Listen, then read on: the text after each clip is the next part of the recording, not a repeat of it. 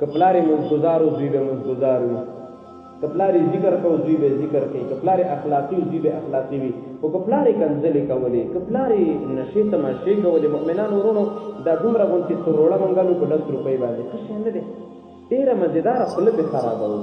خفه کېږو به نه موږ ولا ویلی نه شي تاسو څنګه تاسو خفه هم نه شي او اسلام ښي دواړو خبرو خاطر کوو، ځکه عالم به څوک نه خفه کوي نو څه به یې کوي. که تاسو خفه کېږي دا خپله خفه کېږي، موږ نه خفه کوو. ګورئ ایندا شی دی، ده پسې بچی روان کړه چې اله لاشه د مره ورې نه راوړه او بچیا پلنکي سګرټ به ورسره راوړي او بیا که دا بچی مو د دې ګوتې نه دومره والي قاریګ ورته که نه قاریګ نعم ساده ورونه راته وایي قاریګ ورته قاریګ که خپله مونځ نه کوو بیا هم بچي ته قاریګ که خپله غلا کوو که بچي موږ کړه هغې ته قاریګ چېرته خپله غلا کوي او بچي ته وایي مه کوه.